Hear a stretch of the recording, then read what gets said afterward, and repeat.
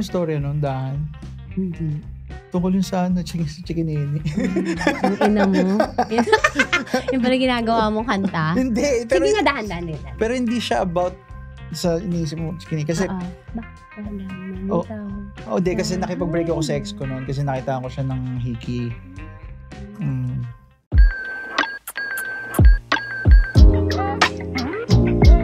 Hello everyone, ako po si Tanya Chinita at ito ang Usapang Sobrang Sagad, Maraming Nalalantad. Ito po ang podcast na Rated Tita Max. And gusto ko po magpasalamat sa lahat ng listeners and viewers nagbe-binge watch and listen po ng Tita Max podcast. Thank you so much dahil hindi nyo po inaalis sa trending podcast po yung Tita Max. Parang pakalami kasamang sigawan naman dyan. Thank you.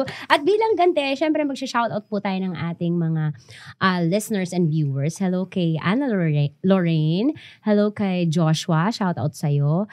Hello din kay F at hello kay Miss Marns at Fia. Thank you so much sa panonood. And sobrang special po ng episode today kasi kasama ko lang naman. Ang hining ko, di ba? Nagkakaroon siya ng identity crisis for me. Ang isa sa pinaka-solid na hugot masters ng OPM. Kung meron kang playlist for heartbreak and of course relapse, sigurado ko andun ang boses niya.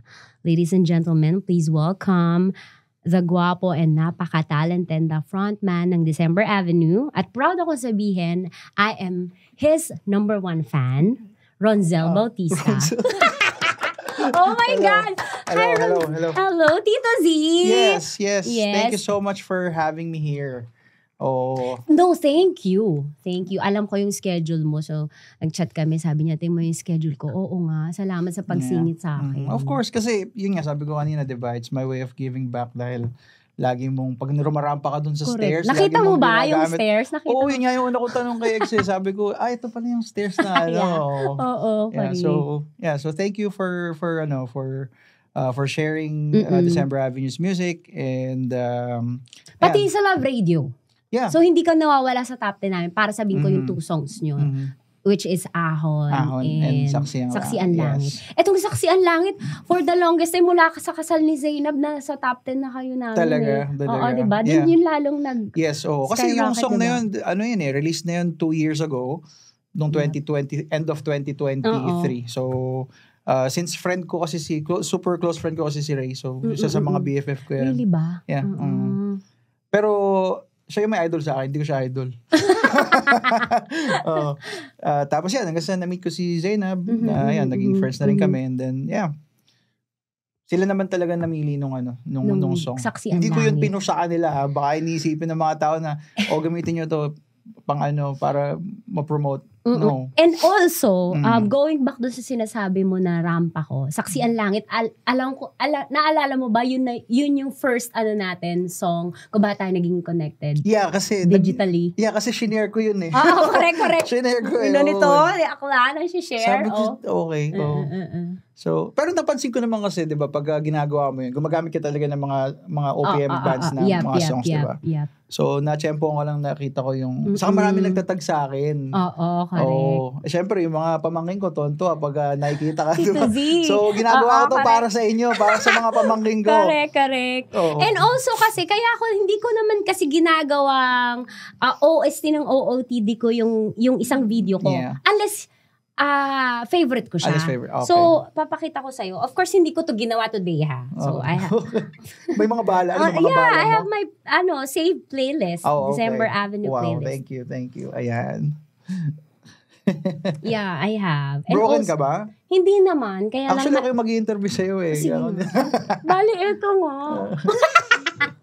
Pero kasi, kahit hindi broken na, napakaseryoso po natin. Kahit hindi broken na Pinoy, parang magiging broken. Kahit hindi kami dapat mag-relapse, parang mapapa-relapse when we listen to December Avenue playlist. Yeah, ang description niya niyan dyan ni Sir GB Labrador, diba, sa Cold Pass. Ang description niya is, kumbaga parang when you hear yung December Avenue songs, kumbaga kahit hindi mo siya na-experience ngayon, pero at some point, in your life, yung mga past na parang, alam mo yun, bigla mong maaalala Exactly. niya. Oo.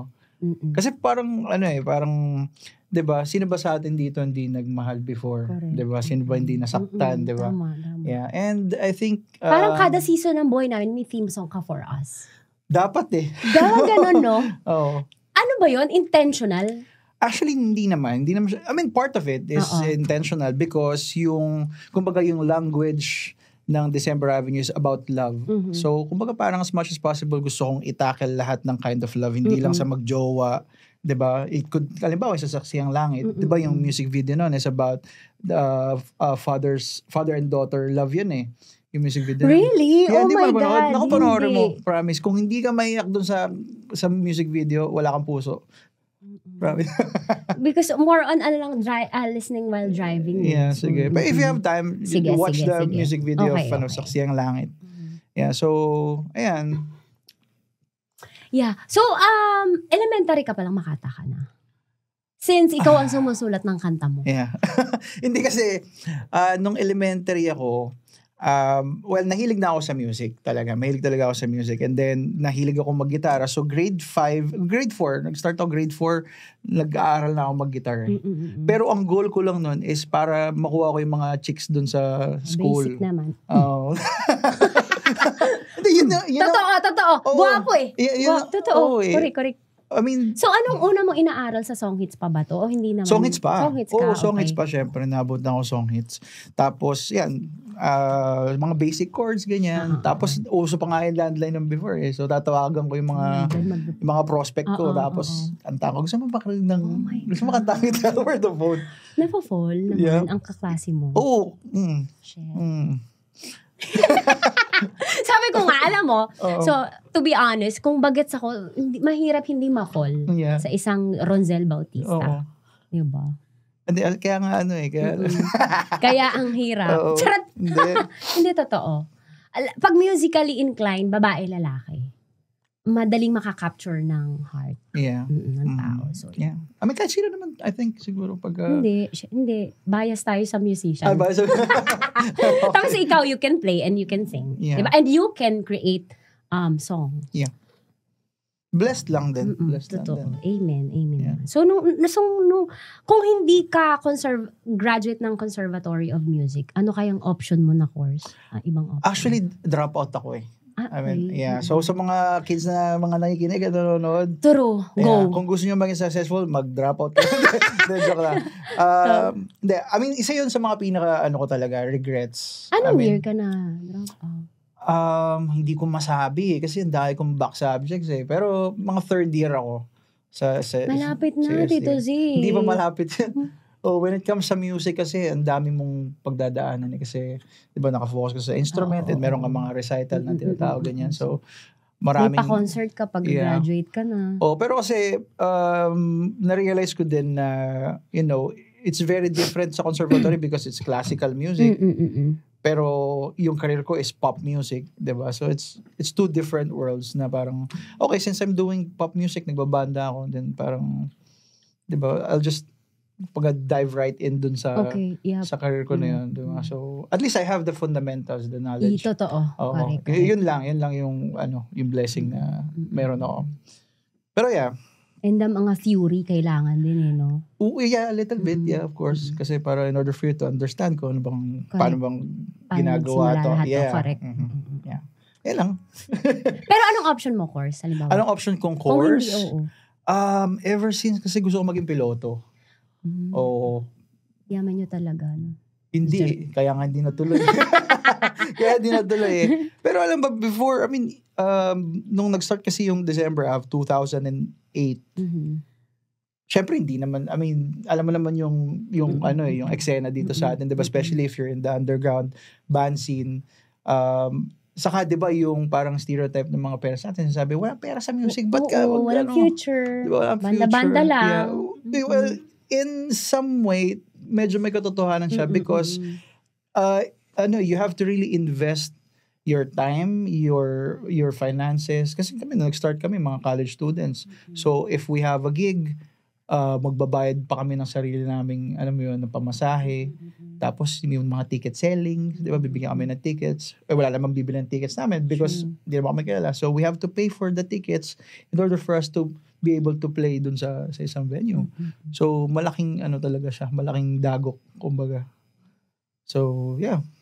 Nag-front act kayo dati sa mga concerts ng mga sikat. Yeah. Diba? From being a front act, ngayon kayo na yung main performer. Yeah. How does it feel? Masaya, syempre. And like, I made it. Diba?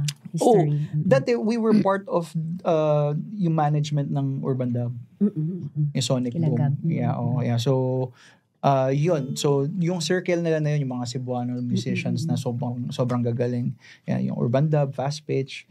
Sila yung parang naging family namin in a sense dun sa scene na yun.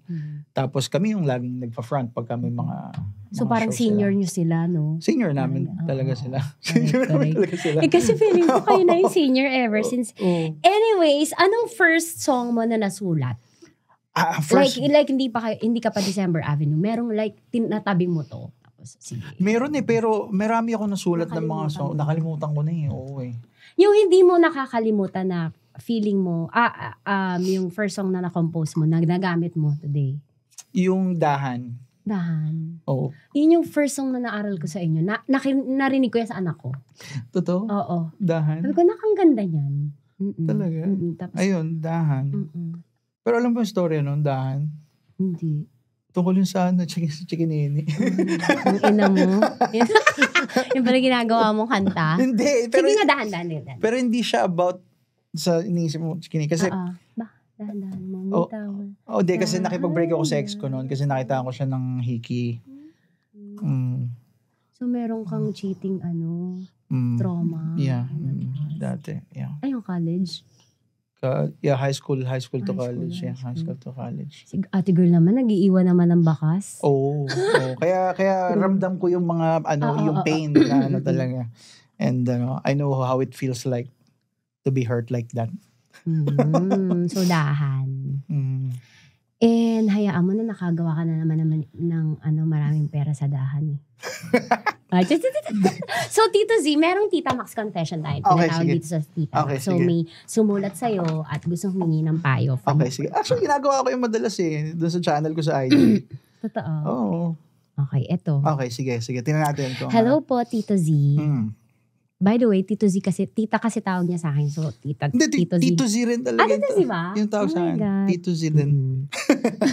Pwede po mag-share ng nararamdaman. Okay. Masaya naman po ako sa pagsasama namin ni Jasmine ngayon. Okay. Magbo-1-year-old na rin po yung anak namin. Okay. Mahal ko silang mag-ina. Okay. Pero bakit ganun? Parang mas maraming oras po na naaalala ko si Lulu. At hindi ko man nasasabi pero nakukumpara ko siya sa partner ko ngayon. Okay. Ex ko po si Lulu. Pero mas pinili niya yung career abroad kesa sa akin. Okay. At pakiramdam ko, isang chat niya lang sa akin. Rurupok po ako. Okay. Unfair ba ako kay Jasmine kapag sinikreto ko tong feelings ko?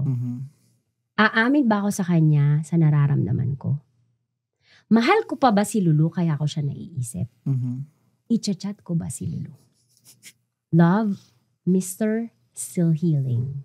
Mr. Still Oh my God. Mr. Still Healing. May Mr. Still Healing. Nakakainis parang Alam mo, hindi, ito lang. Para sa akin. Kasi ako simula nung nagkaroon ako ng anak. Kasi 1-year-old na si Izzy ngayon. So simula nung lumabas siya, nagbago You are so hands-on. Well, I have to kasi hindi ganun yung parents ko sa akin before So kumbaga parang naging part of it was healing my inner child din kung ano yung nabibigay ko sa anak ko now So going back, ayun, so simula na nagkaroon ako ng daughter ng firstborn, nabago yung perspective ko in life. So kumbaga parang everything I do is I think of her, alam mo yun, para sa kanya to, ganyan. So sa situation ni Mr. Healing, since you already have a child, 'di ba? I think dapat you have to kailangan ba seryoso yung sagot ko? Oo naman. Gusto mo gagawin mo din. Pwede din naman, manggago tayo. Hindi kasi, di ba, kumbaga parang, to answer your question, unfair siya kay Jasmine, di ba? Unfair siya kay Jasmine. Kasi kung meron ka pa kay Lulu na, unfinished business, di ba, sana hindi mo tinuluyan si Jasmine. Oo, si Jasmine. Di ba, okay, maglulu ka na lang. Si Lulu, maglulu ka na lang. Ilulu mo na lang yan, di ba? Oh, kasi it's gonna be, huwag mo na isipin si Jasmine, isipin mo yung anak mo, di ba? So, ano mararamdaman ng anak mo pag, di ba? Nalaman niyang hindi niya mami yung mahal mo. Yeah. Most probably, hindi yun about love eh. Most probably, infatuation lang yun eh. Di ba? Sa ex, tingin mo? Yeah, kasi kumbaga parang, siguro naisip niya na parang, kasi, halimbawa, from my perspective, isipin ko, mahal mo pa yung ex mo, kaya mo siya naiisip. Hindi. I don't think mahal eh. Most probably meron lang something, most probably meron lang siyang parang unfinished na baka hindi lang kaya ng ego ko na hiniwalayan mo ko. Parang pinili mo yung career mo. Tama, correct. Hindi love yun eh. Okay. Wow. So, unfair ba kay Jasmine na may sinisikreto siya? So, unfair, no? Unfair kasi alam natin. Alam natin. Pero kung hindi natin alam and hindi rin malalaman ni Jasmine and kung i-keep na lang, kasi merong mga bagay na you have to keep na lang din na private diba? Pero if you are open with your partner, that's the best thing to have. Na pwede mo sabihin sa kanya na parang, si ganito, alam mo yun, nakakausap ko pa rin, blah blah ganyan. Pero mahirap ma-achieve yung... Would it help? Like, 1-year-old pa lang yung anak nyo, tapos malalaman mo na shit, naiisip mo yung ex mo. Diba, no? Yeah, Ang hirap, no? Kaya tama yung sinabi mo na first na merong mga bagay na, okay, sa akin na lang to, hanggang mawala, no? Yeah, I think gano'n na lang. Kasi, for the sake of for the sake of the child, kasi, diba, isipin mo na, you have to think of it in a bigger picture na, okay, sisirain ko ba yung pamilya ko? Ahayaan ko ba lumaki ang anak ko na magkaawa yung magulang? Diba, na-separate? Diba, parang, diba, sobrang dami ng broken families sa mundon to. Dadagdagan ko pa ba? Diba? Naglabas na nga ako ng bagong creature sa earth na to na mahihirapan. Diba? Tapos, ako pa yung magiging isa sa cause ng paghihirap niya, no? So, Mr. Still Healing. May mga pag-ganun pa siya na code. Yeah, you have to act fast and heal yourself. Diba, no? Yeah. Para sa anak. Yes. Okay, so meron siyang, katulad niya, nag-break kasi hindi naman dahil sa hindi nila mahal ang isa't isa, kundi pinili ng girl yung abroad, yung career. Pero, tingin mo ba naging escape to ni na okay, re-relasyon na lang ako ng kung sino yung available na magmamahal sa akin? It could be, baka from the beginning, siguro, baka, parang rebound, gano'n. Parang rebound. Siguro. Para maka-move on? Siguro, yeah. Possibly. Hindi, diba? Kasi parang nangyayari na ngayon, parang, minsan nga ako, pag nag-a-advise ako sa radyo or sa Facebook Live na sinasabi ko, the fastest way to get over is talaga maghanap ka ng rebound talaga. Pumasok ka sa isang relasyon ulit. Pero the thing is, you're doing more harm for yourself rather than, yun yung isa sa mga makaka-move on ka nga, kasi malilibang ka, madadivert your attention mo, but, kumbaga deep inside, hindi ka rin nahihili. Diba? Hindi ka rin nahihili. And, Tito Z, kailan kaya kailan ang best time para mag-heal? Paano, like, mag-heal ka ba ever? I think yes. I think I believe na mag-heal din tayo eventually, as long as we set our priorities straight. Kasi, kumbaga parang, you have to think of it na parang, bakit ba ako nasaktan? Ano bang kulang? Kasi there are two, kumbaga parang merong dalawang dahilan kung bakit tayo nakakamit ng isang tao sa buhay natin. May darating sa buhay natin na parang, okay, itong tao na to ba ay dumating sa buhay ko for me to learn from the experience or for that person to learn from me? Parang ganon. Gets mo? So, yung yung self-healing in a sense is, 'di ba, you have to use yung experiences mo na yun in order for you to find out ano bang mali sa akin. So think of it sa sarili mo to improve yourself. Oo. 'Di ba? Mag-improve ka sa sarili mo, focus ka sa sarili mo. Make time for yourself, 'di ba? If you're asking for true love, may kulang nga sa'yo yung past relationship mo is ano, tas gagawa ka ulit ng... Tas gagawa ka pa ng isa pang relationship. Hindi ka pa nga healed eh. Yeah, oo. So, mafe-fresh na naman ang sugat. So I think it's best to connect to your inner self muna. And may ganun kang ira na, okay, hindi mo na ako pasok sa relationship kasi I need to heal myself muna. Actually, wala eh. Kasi yung mga relationships ko are, matagal talaga eh. Matagal. And healthy. And healthy. Especially yung wife ko ngayon. So, I met her 2008 din eh. Okay. Mga ganun katagal. Magkala kami 2008, tapos naging kami ng 2013. Tapos, until now. Kanasal kami ng 2023. So, I mean yun. Pahaba kasi. Okay lang. Oo. Mabait kasi ako eh. Oo nga, halata. Mana sa akin. Charot. Parang. So, i-chat niya ba si Lulu, yung ex niya? Hindi, wag na. For me, wag na. It's, unfair. Unfair yun para kay Jasmine and for the child. Diba? Kahit hindi alam ng bata yan, diba? Isipin mo naman. Correct. Kung gagawin ng lalaki yun sa anak mo, na halimbawa babae yung anak mo. Yun na lang isipin. Correct. Tito Z, pag daw babae yung anak, pambayad daw utang eh. Lagot ka talaga. Hindi. Actually, winish ko talaga yun. Na daughter, yung firstborn ko. Gusto ko kasi daughter eh. Mas natatakot ako sa nalalaki anak dahil parang nakatingin ako sa sarili kong multo nun pag... Correct. Oh my God, ang daming multo lang. Ronsel Bautista. Ayun. So, hindi ako naniniwala pambayad, no?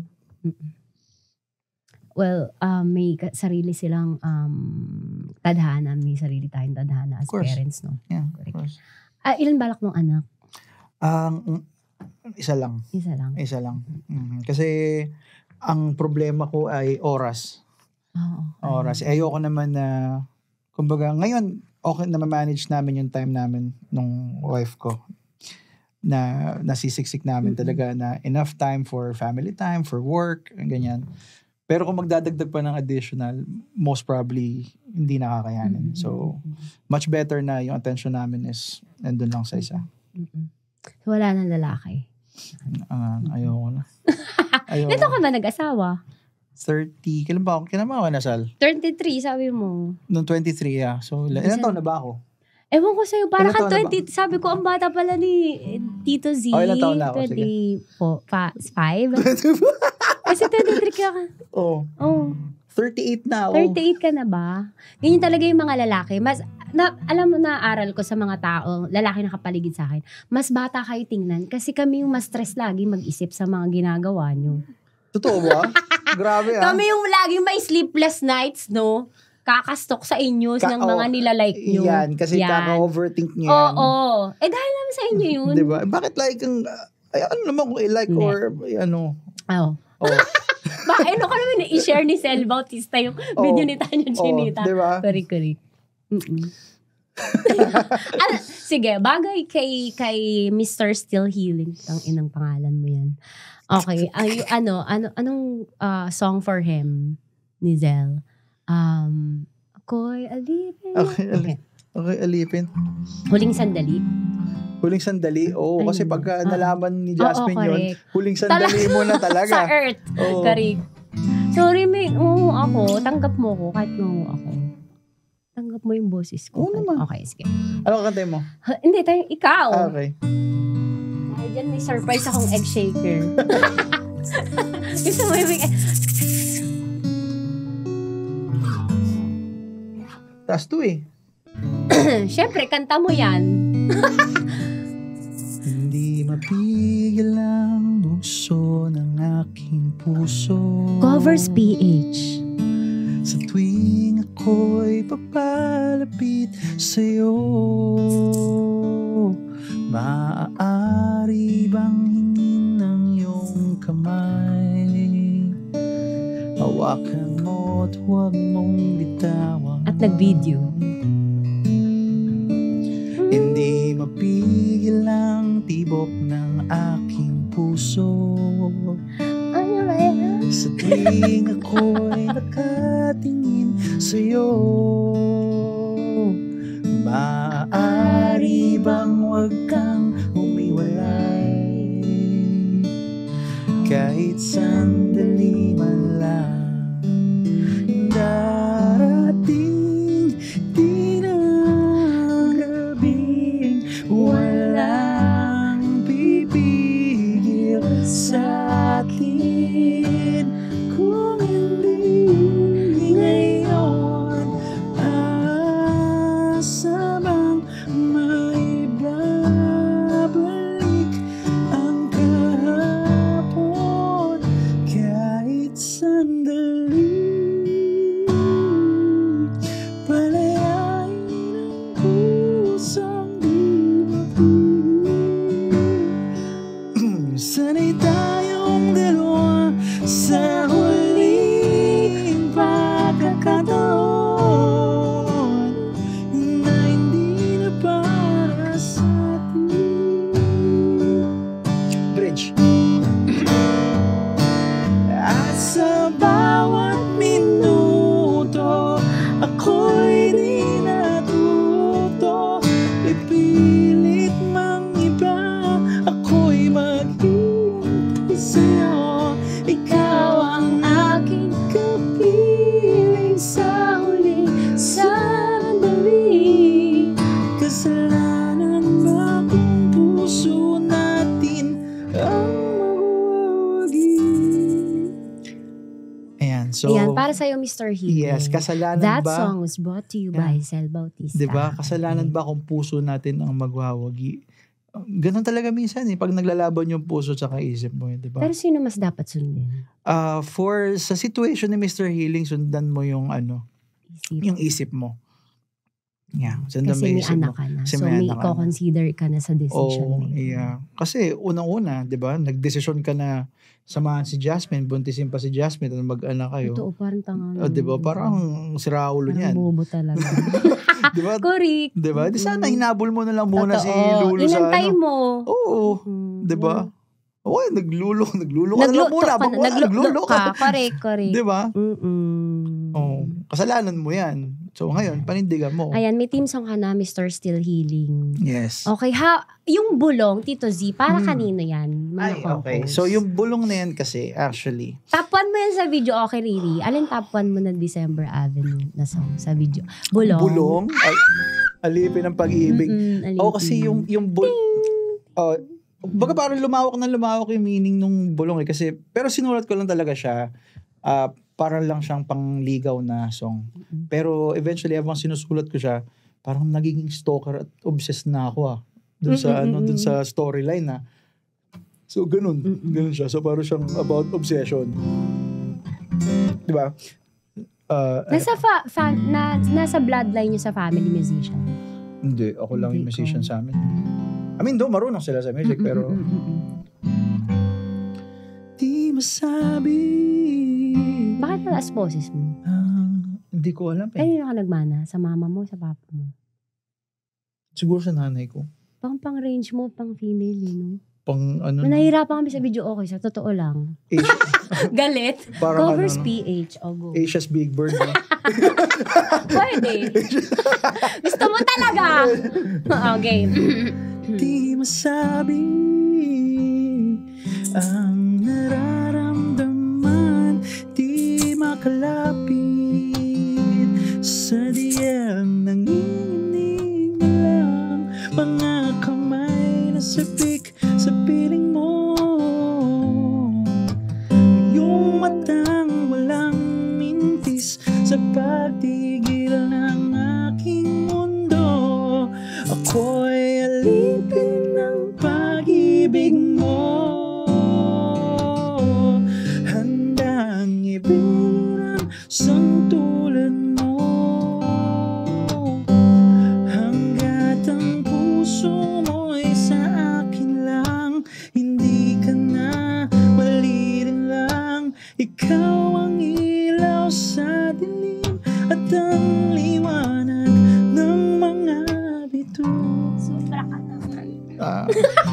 Kinig. Sobra ka naman. Sobrang ano ka, songbirding ka. Hindi sobra no. I mean, sinasabi ba sa'yo na when you sing, na nakakaabot ka sa puso nila? Well, yeah.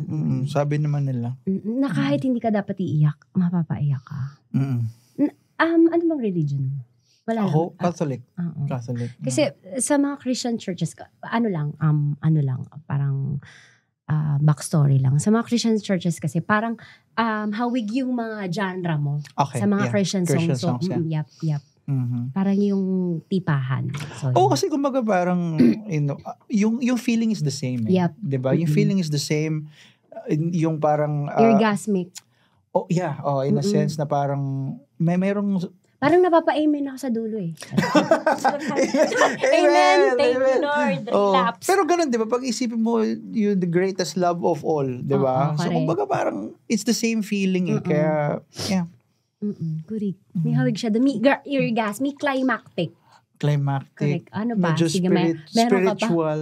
Yeah. Merong diba? Parang soul-connected kami sa music mo. Yeah. Sobrang thank you. Ang dami ko nang iniisip na adjective sa'yo. Okay, next song. Next song, request, hulog ng 5. Hulog ng 5. Lima. Siyempre, ano pa isa sa mga favorite mo na lang na song mo? Ngayon, favorite ko yung Saksi talaga. Game. Saksi talaga. Kailangan may irit.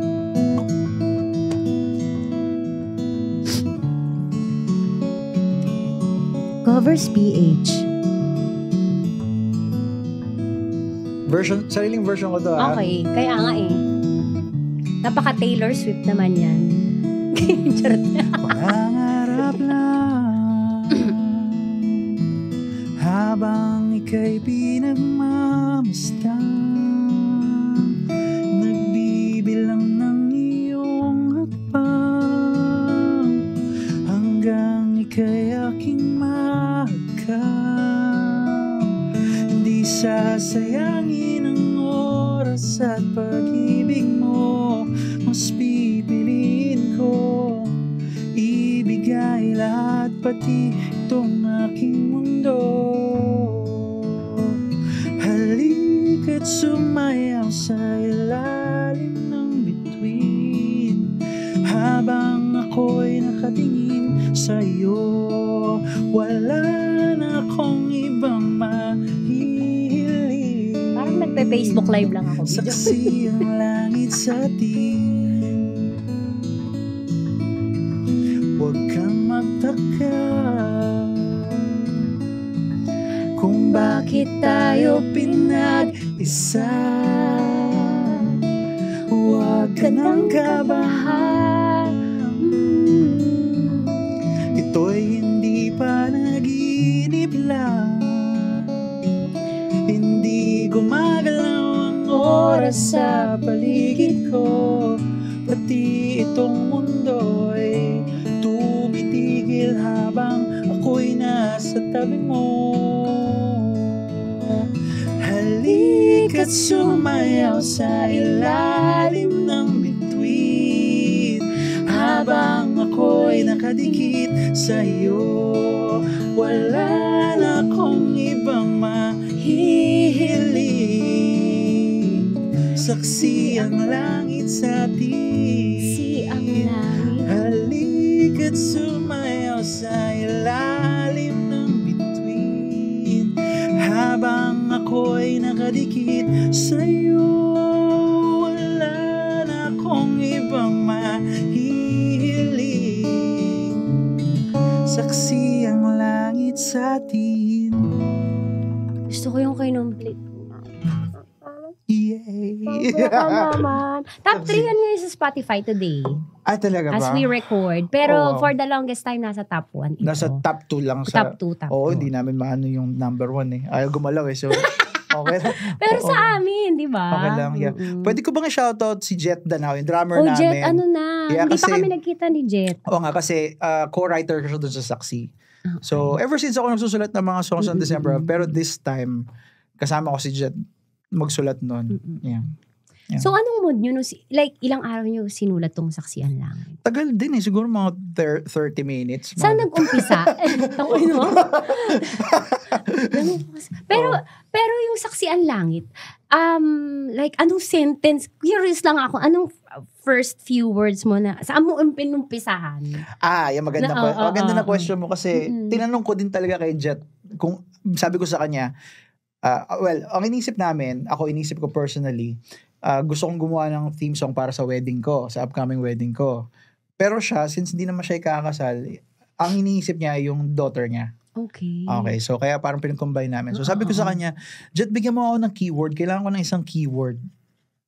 So sabi niya, mangangarap. So okay, sige. So ganun to. What the hell? Ayun. So nagsimula doon sa mangangarap. Tapos gumapang na ng gumapang. Kasi ganun talaga pag nagsusulat ka ng song, parang kang merong na-unlock na something na natatrap ka na doon. Tapos, ang sarap sa pakiramdam. Oo. Tapos natapos niyo na isang upuan yung kanta? Yes. Wow. Grabe naman. Yes. Favorite ko yun Yun yung unang nag-meet tayo, i-meet diba? Sexy ang langit. I-meet.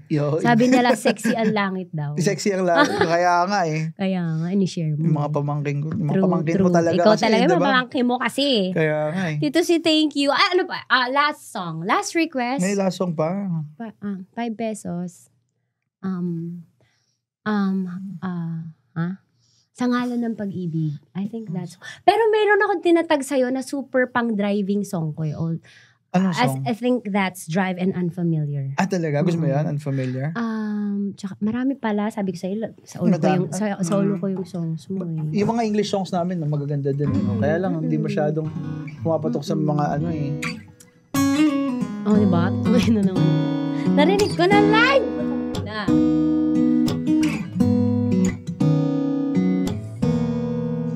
Take a chance when life begins to pull you closer to the edge, Make a plan and learn to realize that things will find its way. As your eyes can see the color of the light that shines on me, I'm awakened by the beauty of your love that captured me. As you breathe into my ears, we both know. Why don't you drive and take me to a place where we don't know, so I can hold it still, notice that your love for me is real. Why don't you drive and take control of all the best in me, leave our worries behind every road, let a story unfold.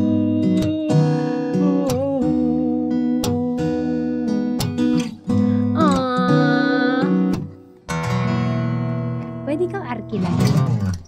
Thank you so much. Meron akong top, hindi pa dyan natatapos. Meron tayong top 5 questions. Top 5 questions, okay. Kasi medyo mahirap. Pero okay lang mag-pass. Okay lang. Sige lang. Pero kaya mo to. Okay. Sige. Kung may song ka for me, ano yun? Because we are like e-friends for the longest time. Unfamiliar na lang siguro. Sige. Unfamiliar. Ano ba? Tungkol ba saan yun? Ang tungkol ba sa unfamiliar? Parang love at first sight. Okay. Favorite, sobra. Sa driving. Can I just be... Okay, Unfamiliar. thank you. I-ano na nyo na lang, stream nyo na lang. Okay, yes, next. Please. Lights on or lights off? Hindi ako, pero sige, lights off na lang. Bulong mo. Okay, lights off. Pag nagko-compose ng kanta, lights on or lights off? Lights... Ang corny ko, last ko na yun. Pero bakit? Bakit lights off? Wala, mas intimate. Yeah, ayan, mas totoo. intimate. Yes. So team lights off, mas marami kasi dito sa kumpanya na team lights off. Team lights off. Okay. Bukod sa talent mo, saan pa mas nai-inlove sa'yo ang babae sa first meeting? Di ko alam baka sa... Di ko siguro sa mga kwento ko siguro, sa humor ko. Anong sign mo? Ayan na. Ayan na, Mama Troyki. I-judge na natin yung tao. Cancer ako, cancer. Cancer? Anong month Cancer yun, ng lipunan. Emotional, that's why. That explains. Di ba mga dito, mga Madam Auring mga tao dito. Nag-judge according sa sign. Pero anong negative trait mo as a Cancer? Negative trait ko, masyado akong emotional, masyado akong trusting, masyado akong, ganun. So matagal ka ba naka-move on doon sa nahuli mo may chikinini? Hindi naman. Pero high school love mo yun, di ba? High school. High school. May ginost na ba ang isang Zell Bautista? May ginost? Wala naman ginost. Ginost na friend? Ginost na friend, most probably. Na parang kinat off mo na siya sa life mo. Most probably kung ginost ko siya, hindi ko siya friend. Okay. Yep. Malaki ba yung circle of friends ni Zell o maliit? Maliit lang. Ganun yung mga Cancer. Siyempre, nagtatanong tayo sa mga... Kasi nga, di ba, parang masyado akong trusting, emotional, and so, of course, may mga... Natuto na ako sa mga... Ayoko na sa ganung klaseng pain Yung pain ng betrayal and alam mo yun. So, may mga confident ka na lang, okay, ito na lang yung circle. Yeah. Much better if smaller, alam mo yun. Pero alam mo na trustworthy sila. Yep. Na kahit anong mangyari, nandiyan sila sa likod mo. For example, yan. Oo nga, halata nga. Natatawa nga siya kasi parang may gusto siyang i-elaborate sa mga kinukwento mo. Kanina nakikita ko. Gusto mo mag-share? Ang pangalan niya? Gerald. Libre pa dito. Natatawa siya. Gusto niya i-elaborate. Okay, importante ba kay Zell Bautista ang body count ng babae? Hindi Sa akin hindi Kasi, nung pag mga bata, of course, parang, wow, ang daming, big deal. Parang, ang lupit mo, ganyan. Pero hindi I think, kasi syempre, pag sinabi mong number of body count, so meaning, ang logic behind it is parang, yung parang test of being a man, or kumbaga parang pagkalalaki mo, hindi. Diba? Okay. Kasi para sa akin, ang pagkalalaki is you have to be may principles ka in life. No, not really being about masculine, especially physical. Hindi ganun It's about how you responsibility and yung may isang salita ka. Yeah. So may prinsipyo ka sa buhay. Yeah. Yun. Lalo pag may family na, no? Yeah. True. Yeah. Thank you. Dahil dyan, meron akong starter fact for you. Ano to? Bubuksan ka ba ngayon? Yep. Baka kung ano required buksan. So, binibigay ko yan sa lahat ng bisita kapag nasasagot nila lahat. Bakit? Pineapple juice yan. Yep. Tama-tama. Di ba may allergies tayo? Yes. Thank you so much. At saka yan. Pag sa allergies. Antibacterial wipes. Tama. I know. Tama. Kanina pa medyo mahilab yung chan ko. So, joke lang. Meron pa yan. Meron pa yung Tito Z. Meron pa ba? Okay. So, snow bear. May gusto i-explain talaga si Ang sakit sa bibig nito May gusto i-explain talaga. Isa dyan, si Gerald. Gerald? So, mga freebies talaga. Pero na-try mo na yan? Oo, mga freebies. Mga freebies, diba? Ito, classic, 90s. Grabe dito sa Tita Max. Siyempre, Tita Max. Pero thank you. Ito yung first, FYI, ito yung first. Wala kang bibigay sa akin, card, black card na, discount card? Kailang, saan? Red or black? Black. Thank you, Tito Z. Yes, ang promise ko kay Tito Z, wala pa akong pang talent fee sa'yo. I-promote mo na lahat ng ipopromote mo dito. Wala naman ako ibang po-promote. Yung, of course, thank you so much sa mga, of course, fans ni Tita Tanya and ng December Ab. So, thank you so much for streaming December Avenue songs. Malaking tulong talaga sa amin yan dahil pangkabuhayan showcase namin yan. So, ayan. And, ang happy ko kapag kahit simpleng OST ko lang sa video ko ay sinishare. Happy ko. Ang laking tulong nun first talaga. I mean, thank you. Kaya nga ginawa ko tong, talagang pinablock ko tong schedule na to for you. Yeah, kasi kumbaga parang, diba, tulungan lang. Diba? I mean, para sa akin, di ko naman kailangan lagi magbabayad ng, alam mo yun. Yeah. Willing ako to spend time with you guys. Thank you. Yeah, thank you. Ayun, ano pa promote ko? Saan ka na, halimbawa, gusto ka namin invite for, halimbawa, break time namin, tas kailangan namin ng tutugtog para sa amin. Saan ka namin kailangan i-message? Sa sa Facebook. Sa IG. Sa IG, Sa IG. Sa IG, message nyo lang ako. Tapos, ano pa ba? Meron akong clothing brand. The Ark and Stone. Yes, yung ANSCO. So, balikan natin yan. Paano yung clothing line mo? Anong nagising ka isang araw gusto mo ng clothing line? Hindi, matagal ko na siyang gusto actually. Pero, kasi, alimbawa, pag bibili ako ng mga branded na gusto ko, mahal eh. So, sabi ko, gawa na lang ako ng sarili ko na medyo, alam mo yun, minimalist lang. Yung being grounded. And parang modern dad, kumbaga, yung vibe yan. Tapos, ano ba? Meron din ako may solo project ako. Solo art as Zel Bautista, yung Above Velvet Air. Tapos, next month, buong November, nasa Canada ako for a tour. Sobra ka naman. Yeah. Hindi ko sinami mga bando kasi hatihan ko pa sila sa TFS. Si Gerald lang. Natatawa na naman. Para joke lang. So, yun. Thank you so much. Thank you sa mga subscribers ng Tita Max. Thank you. And we love you so much. Thank you. Salamat. Ayun, friends, ladies and gentlemen, maraming salamat sa pagtapos ng episode na to with Zel Bautista. Palakpakan natin siya. This is again Tanya Chinita at ito po ang Usapang Sobrang Sagad. Maraming nalalantad. This is Rated Tita Max. Love you all.